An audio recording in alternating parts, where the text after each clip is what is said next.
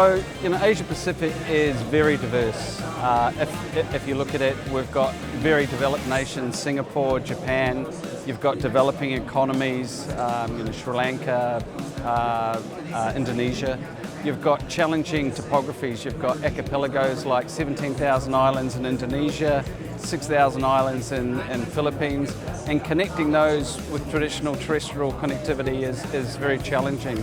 So having solutions that are wireless based really help connecting those places. So terrain challenges as well. So I think if you look at the diverse type of customers and the connectivity we can provide solutions for both of those environments. And to give you examples, in Japan we'd be focusing on things like disaster recovery for when there's earthquakes or tsunamis and making sure there's communications available during those times. For the developing countries, it might be looking more at digital inclusion and ensuring there's not a big digital divide between the cities and the more remote areas. So digital inclusion becomes a really important part of that. But diversity, different requirements and different economies, but satellite is a jewel that brings it all together. Yeah.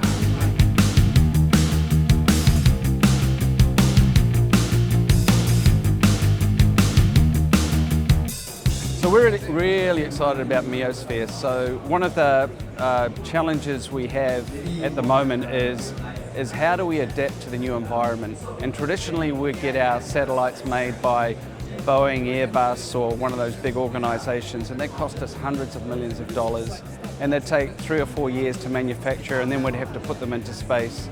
And in the reality in the world we're in, we need to be a lot more dynamic with our supply chain. So we made an announcement March this year that we're working with a new space company called K2, which is based in Los Angeles. And they're going to be designing the bus, the power for our satellites, and it's a very powerful bus. It's 20 kilowatts, and that's a lot more powerful than what most satellites have today. They're normally around 5 kilowatts. It's going to be placed in a MEO orbit, which is about 8,000 kilometers from Earth, which we think is a great altitude for providing global connectivity. It's scalable, so the initial constellation is 28 satellites. We'll be launching 7 satellites per rocket, so it's 4 launches to get the constellation up there. And we're looking at taking the bus to our homeland in Luxembourg, where we're building a factory. We'll integrate payload onto that. And another unique part of this is cost. We're looking at a modular satellite at $20 million as opposed to a $300 million satellite. So it makes us a lot more cost effective. And as they're modular, we'll be making multiples of these a year, and enables us to scale very, very quickly. So we get a lot more cost effective. We've looked at the design of the antenna. We're looking at 25 centimetre and 50 centimetre flat panel antennas that will work with this constellation. It's pole-to-pole coverage, and because we've got so much power, you remember I talked about 20 kilowatts? So we've got a communications payload on it for our core business, but we can diversify the payload. We can put missile tracking, we can put sovereign payloads for countries, and sovereignty is becoming a more and more important conversation with our geopolitics. So if a particular country wants to have something specific to them, we can either slice it from our network or put something on them specific.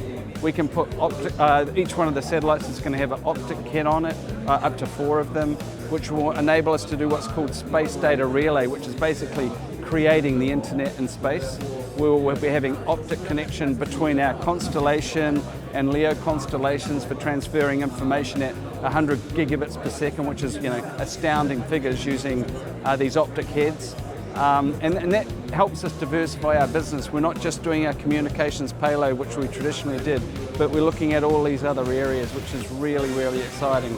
And since March and since announcing this, we've had incredible interest on what we're doing, on the diversity of the payload, and talking with many nations about how we can help them be relevant in the future with Meosphere.